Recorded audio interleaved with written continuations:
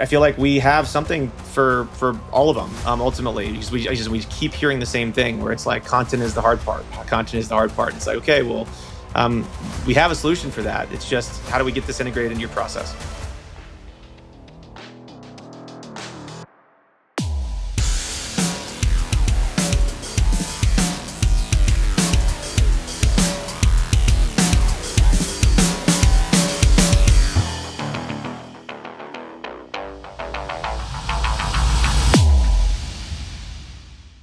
How's everybody doing on this beautiful day? We got another version here of the AC Method, and with us today, I got Dave Stewart with us, CEO of Design Huddle, and this one's going to be a little bit different for you guys. This is a new concept, new business, not new for him, but new for me, and man, I love it. So, Dave, thanks for being on the show. Absolutely. Thanks for having me, Aaron. I love it. So, you have always been in the world of software, and that's been your niche, that's been your run. Talk to me how you even got into the design element in software. I mean, was this a 10-year-old kid with a computer? Talk to us. How'd you get into it? I have a couple co-founders who have been more kind of in tune with the design space. My previous software company was less on the design side, more kind of in still marketing related, so a little overlap, but more kind of in the numbers and tracking analytics. And then just saw this big opportunity in the kind of online design space. Honestly, a big inspiration for us was Canva. I don't even know, 10, 12 years ago when that started. And it became clear that there was an opportunity to kind of take my bread and butter of like being able to white label and create really custom software for businesses in the design space in a similar way that the Canva was doing, but much more personalized for them. Yeah, no, I could totally see that. So, what I'm gonna kind of break it out for the viewers here, and I'm gonna steal your thunder for a second. But what his company does, this is really cool. I'm digging this. Is he embeds into your website a design tool feature, and so what happens is your clients come onto your website and say, "Hey, I would like a sign, but I really don't know what I'm doing, or I want this cool print, but I don't know what's going on," and they have this cool little editor. That they can go in there and clean it, make this art, make what they want to, a bunch of templates inside of it. And then when they're ready, it'll actually print ready artwork to give to us to print for our clients. I mean, that's pretty freaking cool, Dave. I got to ask that. How did you come up with that? Where you looked at that and said, they don't have a designer, they need help? Yeah. I mean, this idea of like web to print software has been around a bit, but we felt like it's most websites that you've gone to. Like, for instance, people will talk about going to Vistaprint, and you'll kind of use whatever tool that they have. In the past, a lot of them look like they were, like we'll say, they were built in the 90s, right? They just looked really old, outdated. And we came on and we said, you know what? We not only want to make this simpler and easy and remove all the friction for people, but we also want to innovate. We want to provide this in a way that allows like things that were traditionally not allowed, like for instance, large format for signage, right? That was something that web to print wasn't generally focused on because there are obviously, things that make large format a little harder than traditional print products. And so, we really said, you know what, we can do that. We can do this in a way that's simple and allow our customers to have full control. No, it's awesome. It really is, because half the time you, as a sign owner, you want to actually grab that client and literally drag them down to your art studio and say, okay, tell me what you're thinking. What is this? What is that? And so you don't have all this back and forth. You can nail it on the first try. You're seriously bridging that gap with this. Yeah. I dig it. I really, really dig it. Absolutely. Our goal is to try to remove as much of the manual offline back and forth as we can. No question. And I think if we can show them, I mean, the fact that we're generating a print ready file at the end of this means that we can show them realistic mock-ups throughout the process, right? So they're looking at something that's going to match what it looks like printed out, even to the point of us allowing very specific color profile settings and matching to ensure that there's not going to be any gotchas or surprises later. But in a perfect world, they're on a website, they're able to purchase this in real time, they're able to see the design and the output of what it's going to look like in real time, and be confident that once they've hit that order or purchase now button, whatever it is at the end, that they're going to get something to them that matches that in a quick way, and it's going to skip all the manual back and forth that would typically be happening after that if we can. Yeah, no, it's a lot. I mean, we easy get up to 4, 5, 6 design revisions before we get dialed in. And if you're in the print world, it can be a lot higher than that. Sure. They stare at, they look at, they stare at it, and to have that where they can just fiddle with it is pretty cool. So first things first, let's say I'm already sold. Day one, boom, I hear your pitch and I'm like, yeah, that's exactly what I need for my clients. And I'm going to guess you can hook up to Shopify. Yeah, absolutely. And so we do focus on pretty individual integrations. We're not necessarily like a one size fits all, in that most customers come to us because they have a specific workflow that they're trying to accomplish in their site. And so while we do have the ability to kind of just have basic kind of plugin capabilities into like a Shopify or something, a lot of our customers are on other platforms, WordPress, WooCommerce, for instance. And so we really are kind of a Swiss Army knife in that we can be dropped into any site. Sometimes that does require a little bit of development work, depending on how you want to customize the process and how you want your customers to see things, and if you want anything special like during the shopping cart or checkout process. That said, we have a team of a network of agencies and people that we can recommend if someone isn't comfortable or doesn't have their own developers on their site. And so we really try to meet you where you're at, give you the resources you need to create the experience that's ideal for your customers. No, that's really big, because I were to do this right now and say, Dave, I'm sold. I want it on my website right now. I'd look right back at you and go, help. Yeah. Like, I got a WordPress site and that's all I got. And what do I do now?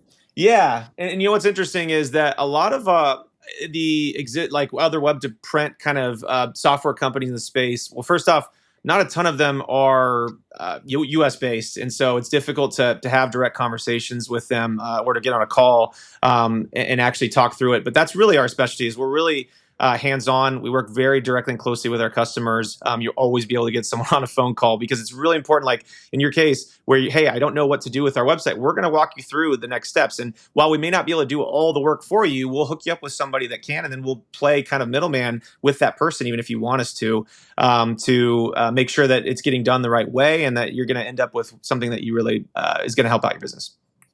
Yeah, no, definitely. There's no doubt about it. Especially, like I said, I'm just thinking in my head, the print world, the environmental graphics, the wallpaper, where the client goes, hey, we want our logo, we want some grass down here, a field, a mountain, just something where they just want to feel this tranquility as you do this environmental graphics. And for us to sit down with them and get them on the phone and do a screen share and try and get through all that is a pain. It's difficult. And to middleman that at the level and then give it a print at the done, a file, that's next level. That really is. It's going to take a lot of help out of that one. Yeah, and you know what? We find pretty consistently that it will be as successful as kind of the work you put into the template process, right? Because we make it really easy to pull existing content into the system. And so what we find pretty consistently is that a lot of businesses will have kind of their niche or specific verticals that they do really well with, whether that's going to be like, hey, I really own the plumbing industry, right? And so what's going to happen is you're going to want to create some templates that really work well for that industry, a few that people can pick from and get them, we like to say, get them 80% of the way there with a template where it's like, oh, wow, I can already see the vision in this. This is so close to what I want. And then we just try to make it really easy beyond that for them to make those basic kind of branding changes, dropping their logo in, ensuring that the quality is going to be there, warning them if, they give us too low resolution of graphics, and allowing AI to like upscale things automatically. We just try to simplify all that remaining 20% of the process to ensure that you're going to get something that basically everyone's happy, that you're going to get a file that's going to work and that you're not going to have to go back to them anyway. And also that they're going to end up with something that is visually appealing, that they, is what they wanted, again, without those 6-7 revisions. Mm-hmm. So let's talk user experience, because for all of us, it sounds super cool. And all of a sudden we're in front of the computer. We got to start clicking buttons and, we get scared. We get nervous and we stop moving forward. So walk us from step one. We find somebody's website. We click the next page. We think we're still on their website, but we've magically dumped into your world. Yeah. Your plugin. Walk us through it. Yeah, and so to be clear, you are still on the website. You never actually leave and come to us. We're kind of embedded directly within it. And you wouldn't know that we were there. It looks like it's very proprietary to the business itself. But ultimately, usually what's going to happen is that we're going to be sitting on top of some sort of product catalog, right? So it's like, hey, here are the different sign options that you can pick and choose from.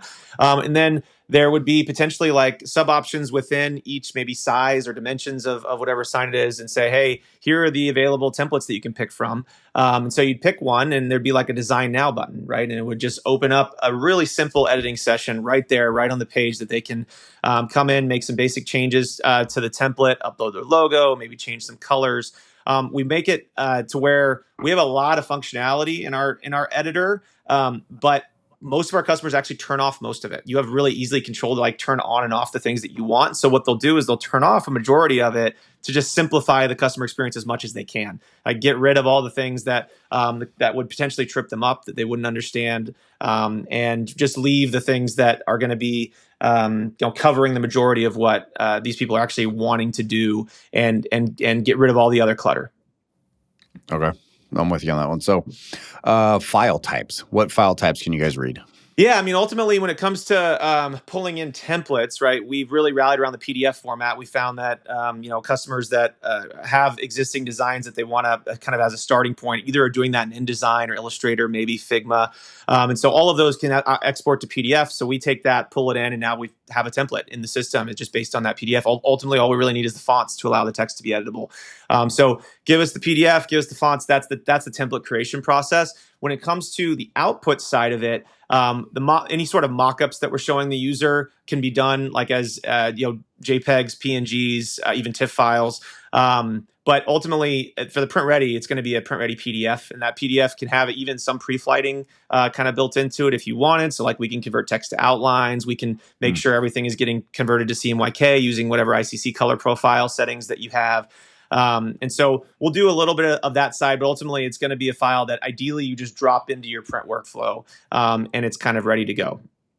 Gotcha. Okay. Mm-hmm. So they don't even need the AI file, the EPS. They can just grab the PDF and dump it in there and away they go. That is the idea. Yeah, that's awesome. Because a lot of these people, even for myself, hey, I need an AI or I need an EPS before I even get started on this. Yep. And you're kind of bridging that gap as well, saying, well, with just a PDF, we can dump this and away we go. Yeah, absolutely. And just to be super clear, we maintain vectors in that, right? A lot of times you hear about a PDF and it's like, oh, you pull it in, it's flattened or like rasterized fully. And so you've lost the ability, especially in large format, to actually print this at a decent quality.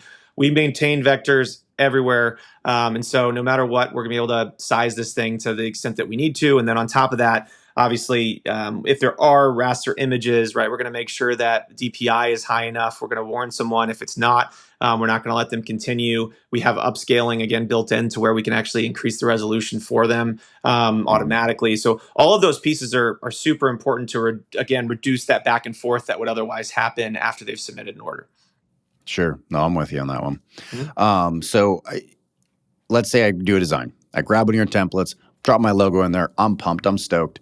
And then I hit send. I mean, does it take that file and send it to the client? Usually it's the same checkout process as it would typically be like on a Shopify site or any sort of e-commerce experience, where after they see our design tool, there's just an add to cart button, right? And so it's like, okay, well, look, I designed this. I potentially looked at like a mock-up or a proof. I've maybe there's a checkbox that says like, I approve this, depending on how much you want them to kind of sign off on this being good to go. But ultimately, they're going to add this thing to their cart, and we're going to associate in whatever kind of shopping cart product that is. We're going to associate the design that they made to that line item in the cart, so that whoever's managing the orders and pulling them out can always have a reference back to it. Also, it's maintained in an editable way. So like if there was something that you needed to change after they've submitted the order, you can actually open it up in our system and easily change it and kind of re-output a PDF. We're saving that. On top of that, if a user comes back and maybe didn't finish the design, we actually still have it saved so they can reopen it and finish like the draft that they have. Or if they want to reorder something and make a small change to it, they can always go back and get that thing and kind of make a copy of it and kind of continue where they left off. So it's really important just during that shopping cart experience that it's like part of the process as much as possible. We're not changing the general dynamic of a checkout flow. Everyone understands, here's a product, add it to my cart, check out. We're not trying to remove that or change it. We're trying to keep that the same and really just have a simple design step in the middle. Okay. Gotcha. Mm-hmm. So do they have like a username and password so they can go find their prints afterwards? Yeah, so there might be, and it depends on your site. Like you might require people to log in on your Shopify store or whatever you're using. And if that's the case, we'll piggyback on top of that. So they're not logging into us, where they're still logging in wherever they would be logging in otherwise. But we're just kind of sitting on top of that and keeping track of who's who based on the fact that you already know who they are. And if you don't require a login, then we have what we call guest access, where we don't force them to log in. We can keep track of them just based on the fact that they are visiting your site, and that's fine too. Some customers will let them start without logging in, like remove all the friction from like seeing a design that's mostly finished, and use that almost as like a hook to keep them on even prior to signing, because sign-in is the friction, right? A lot of times, and so maybe you'll let them start designing. And that would be kind of a guest in our mind. But then they have to check out, or they have to, sorry, if they'll log in before they check out. And at that point, great, they log in. Now we have some more identifying information for them so we can keep track of what they made, so that if they were to come back, we know who they are, and can kind of prompt them with their existing design content if they want. That's awesome. I love it. But nothing better than they do and then say, hey, about a year ago, I got the sign from this guy. And I can go right in there, log in. And I'm like, oh, here's all my stuff. I got exactly what I want. Exactly, especially if it's going to be similar content or artwork that you're trying to use for a secondary sign or some future order, because they'll be able to continue right where they left off and reuse something. We'll keep it on hand indefinitely, so that it can always be come back and referenced. I'll take a moment to talk about Square Coil here. Square Coil has been powering the signage industry since 2011, and we're only growing bigger and better and stronger every single day. Some of the latest updates have just made my life a lot easier. I'm sure it's going to make your life a lot easier. So if you haven't checked us out, go ahead and get on our website, squarecoil.com. Take a look. And if you have an outdated key, an old software program that's going to be closing its doors this year, definitely take a look at us, because we can make that transition real simple for you. Take a look, squarecoil.com. So I always ask this question. I put you on the spot here. But seeing the trends of our society, seeing the trends of the signage world in your Design Huddle, where are you guys seeing the next big thing, and how are you guys getting ready to attack it? What's some of the future plans for your company, your industry? Yeah, absolutely. I think there's two parts I'll answer that. One, we've been focusing mostly on like the print side of it. To be super clear, our product can actually generate digital graphics and video as well. So we do have a lot of customers in the digital signage industry that can use our product to actually generate digital content and even video content as well. And so we do see that depending on location, kind of being more and more relevant. That said, I think the other part of my answer would be, obviously everyone's focused on AI right now in so many contexts.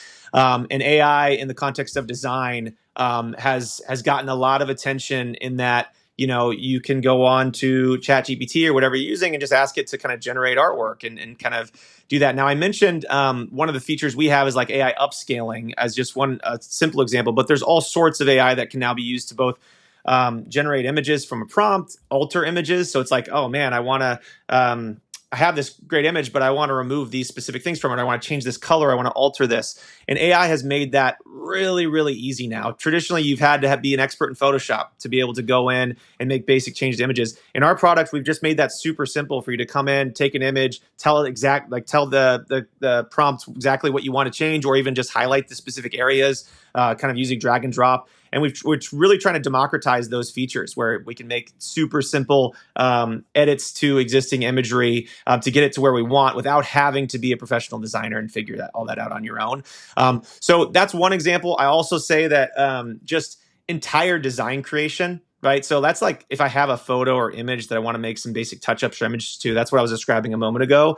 But I think the bigger step beyond that is, okay, well, look, I want an entire design created, and here are my specific steps of like, hey, I want to make sure it incorporates this, and I want this, and I make sure the text is big, like describing that out, and then actually, having the confidence that something's going to be generated that actually comes close to matching that. That's kind of where everyone is headed when it comes to this type of workflow, in that like, hey, I just want the user to be able to describe what they want and create something, let them see it in real time. Then the cool thing is, while that kind of AI somewhat exists and that like you can generate these images, it's not editable as a second step today, right? It's like if it's slightly off, or like, oh no, this is the wrong color, or this is too far up, or whatever, you'd have to like start over and put in a new prompt and say, well, this time make it a little high.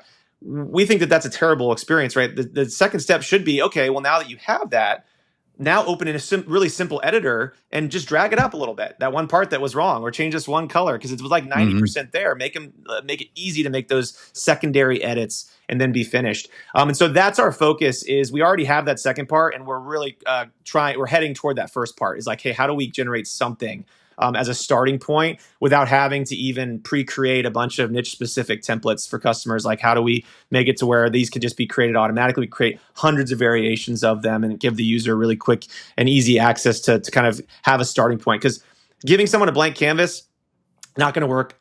Templates, great as a starting point, but how many templates you're going to create? There's obviously a time and resource constraint around that template creation process. While we make that easy to create them and even pull in purchase templates and things, obviously, if you could just say, "Hey, I want these templates," and AI can go out and generate them. I mean, that's kind of the ideal. That's where everyone's kind of headed, and so we're no different in that. We're heading in that direction, but our really big important focus is that really simple editing as that second step afterward. Yeah, no, it's definitely the Mount Everest. If you could pull that off what you were talking about, which I know you guys are making leaps and bounds towards that. I mean, you guys are already dialed in on that one. But yeah, that would be absolutely insane where you go, hey, here's a kind of a template. Tell me what you want. And then to be able to do little tweaks. I mean, I know for a fact, even for me, I get my AI generated logos and I'm like, and I'm stuck. Yeah. And I can't do these little tweaks that I want to do if I was inside of Illustrator. Yep. And it's frustrating. Yep. No, absolutely. And we've found that consistently. And I think if you can marry the two, again, where you can just like, okay, well, here's something, but in an editable way, and not just editable, but also in this really simple editor that, again, anyone is not going to feel, a ton of confusion about kind of looking at, and that they can figure out, and they can just click and drag and be done. That is the holy grail in my mind. Yeah, no, I would agree with that. Let's go back to the side of it. So we've been talking about the print side and the signage side, but you talked about the digital side. When you say digital, can you help me out with that? Because that means so many different things. Yeah, no, absolutely. I mean, you got everything from like, signage in a stadium, or like a football, high school football stadium or basketball, whatever, where you have their digital sign up and they're always looking to put graphics and little animations and ads and all sorts of things on that. We try to make that really, really easy to create content that's going to go up on a sign like that. You obviously have more traditional like billboard type signage, where it's going to be kind of rotating content and things happening. And yeah, ultimately, because we can output both digital graphics and video files, we think we're well suited for those. Also, I think there's also just like, tons of TVs and kiosks and all sorts of things. And a lot of times we've just found consistently, like the hardware companies that are selling these things, the first question they always get is like, well, great, what content am I going to put on it? And how am I going to get that content? Like, what's going to go there? And so that's the other piece of it for us, is like, how do we make it super simple to marry the two and say, okay, look, not only do you now, we're giving this ability for this sign to have this content on it, but here we're giving you a starting point to actually generate the content where anybody can do it. And again, that's primarily template based still today. And again, typically we found that our customers are going to create really niche specific templates for their audience that they found works well for the types of people they're catering to. But at that point, we just try to get out of the way and make it as easy as possible for both our customers to get the content in, and also in a templatized way, and also their users come in, not feel constrained or confused by the process at all, and just make some basic edits. And then ideally, it's also integrated into whatever the signage software that's like powering the sign itself. So you can just push it directly in, as opposed to like having to worry about download, re-upload, and things like that. Yeah, what output file types are there that come out? Yeah, in those situations, obviously we're going to have like a PNG, a JPEG, or WebP for like a static file, and then for videos, we'll do generally either an MP4 or a WebM file if we want to do like transparent video for things like lower thirds or kind of cool animations over the top of video. Sure. Okay, that makes sense. I'm with you on that one. So we do think that there's a lot of opportunity in both. I mean, we'll go to a conference like ISA, for instance, and you got a good mix of kind of digital signage and print there, and there's I feel like we have something for all of them ultimately, because we keep hearing the same thing where it's like content is the hard part. Content is the hard part, and it's like, okay, well, we have a solution for that. It's just, how do we get this integrated into your process? Yeah, no, it really is, and that is the crux. I mean, there's an Achilles heel that most sign companies don't even register, because every time a client comes in, they say, "Well, client, bring me kind of your ideas, and I'll mold it into something to make a sign." But the design is such a pain in the butt. I mean, some companies are very, very design heavy, and they're proud of it. Other companies are just like, "Get this monkey off my back. I want nothing to do with design. I just want to build signs. I just want to print signs. I don't want to design them. It's not my world." And to bridge that gap in such a way that's quick, easy, painless, and doesn't break the bank. I mean, that's a Yeah. win all the way around.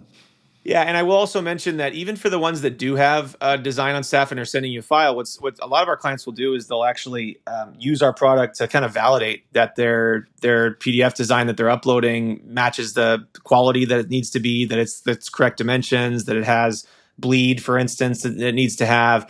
And so we are used to some extent as a kind of a validation level whenever you have existing design content that came from a designer coming in, so that we can give them the warnings about DPI, the warnings about using only vectors, the warnings about too many colors, whatever it is, whatever the constraints are around the printing process, we can bubble those up in real time during kind of their artwork upload process, as opposed to, again, any sort of back and forth that would happen afterward otherwise.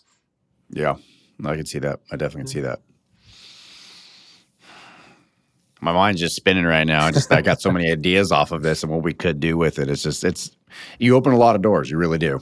Sure. No, absolutely. And I think, again, I like to refer ourselves as like a Swiss Army knife, because there's a lot of ways that it can be incorporated. Really depends on the business. But ultimately, our goal is, how do we meet your customers where they're at, regardless of kind of what you're doing, what your process is. Like, how we can be incorporated at some level within that. And we just want to make sure that we're not forcing any one way of doing things, right? How can we fit into what works for you? We're not trying to force you to change how you do it. We're trying to incorporate a simple step into how you already operate, if you like how you operate already. And that's paramount to any business growing in this day and age. I truly, in my heart, believe if you can't adapt to your customers, you're going to be a dinosaur and die. Like, it's just what it is. There's no conveyor belt where, you come in and you stand on this conveyor belt and you run across and you're done and goodbye. And it's our way or highway. It's just not how the world works anymore, because so many people are trying different angles to get that competitive edge. It's also, it's heartwarming to hear that you as a CEO are looking at this going, I need to adapt. And this adaptive way of how we work with things, it's lost. It's lost on a lot of companies. I know for my signage company, we're always adapting to our customers, and that's where we keep them. That's where we keep our customers. We hardly ever lose a customer just for that reason. Yeah. And it's sad to see a lot of businesses not do this. Yeah. Yeah, and look, I think when you're like B2C focused, I think you can kind of put out a one-size-fits-all model, and it's all about scale and getting a ton of people in. I think for B2B, I feel like you need to create an experience that is going to be catered to the individual types of customers that you have. Even one-on-one personalization, like, give them that feeling that they're doing it, but in as much of an automated way as possible. So how do you like remove a lot of the manual effort, a lot of the back and forth, while still providing a really special customized experience for your type of customer that they're going to feel and works for them and resonates with them? Yeah, no, it's very true. It couldn't have said it better myself. Let's see here. Was there anything else I want to talk to you about on this one? Anything that I haven't touched on that you think your clientele should know, or future clientele? Because I know people are going to be asking questions about this podcast, but this is a good one. I mean, this is bridging a gap that we didn't even recognize we had. So I know there's going to be something, but what's something we haven't touched on that we should know about? Yeah, no, absolutely. I would say that a lot of people want to dig more into, like, okay, well, look, how can we get this up and running on our site? And so we talked about that a little bit, but just to clarify a couple things. Again, while we can fit in a lot of places, we are very consultative. So we're going to want to have a conversation with you about your site, about your process. That all happens during like the sales process, where we figure that out. And then at that point, we're going to have an individual conversation, say, hey, this is what needs to happen. You need to have these resources. We need to get this in place. We'll be very along, like, basically walk alongside you throughout that process. But we found that as the more we handhold during that process, the more successful the outcomes are going to be, because just a lot of people just don't understand, like, how do I get from A to B with my site that doesn't do this, to like, how do I incorporate this? And we've just found, hey, let us help you. Let us help tell you exactly what needs to happen to do that. So that's a big one. I want to like make sure this is attainable. And it will. Obviously, everything has a cost. There's going to be a little bit of cost to get to there, but we'll be as transparent with you as possible as to like what it's going to take if you want to go down that road. I also think focusing on like when we talk about template creation, I've mentioned a couple things like. That a lot of our clients will have their specific industry or niche that they focus on. As much content as many templates as you can make for that type of industry is what's going to be successful. Like if you can give them something where they come in and it's like, oh, wow, here are these 20, 30, 40 options to pick from. Like it's not going to take you that long to either pay someone to make some designs or go buy some that are going to really resonate with that audience. And the more focus or time you spend on that, the less friction there's going to be, the quicker someone's going to find something they like and check out and get tied to it. We really see the incorporation of these design tools as like a hook. When they come to your site, you're going to have your bounce rate is going to be how many people are just leaving immediately or don't do anything when they get there. If you can get them to click and start actually creating something and seeing the vision come to life as fast as you can do that, is the easiest way to hook someone in the process and be like, well, I don't want to lose that work I did on this. And, and that's ultimately some of our clients will do that, use that to like even get them to be a little more open to like providing their information, right? So it's like, hey, you're leaving. Do you want to save this? And it's like, okay, well, provide me your basic info. And now all of a sudden you can retarget and email that back to them, make sure, remind them, hey, come finish what they're doing. And it gives you an excuse to kind of get more information from people that, might have just gotten distracted in the process and may forget to come back and actually finish an order. So those are the main things I talk a lot about is like, hey, don't skimp on the template creation process. And then also really think about customer acquisition when they get to a site or however they're going to try to figure out whether or not it's worthwhile to work with you. So those are the two things I would usually call out. Okay. Nope. And that makes sense to me.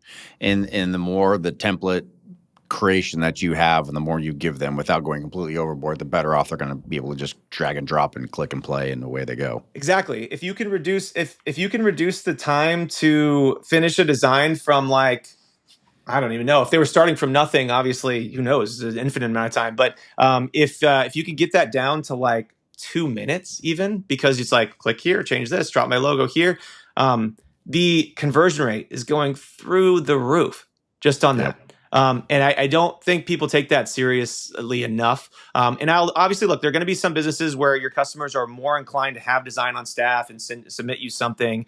And there are going to be some where it's like less common, where it's like, oh, I don't even know where to start. And obviously you just need to meet them where they're at. Like depending on where they're starting from or what your ideal customer profile looks like, that's the experience that you want to create from. Again, it's not a one size fits all. Like find what works for you. Yep. No, I'm with you on that one.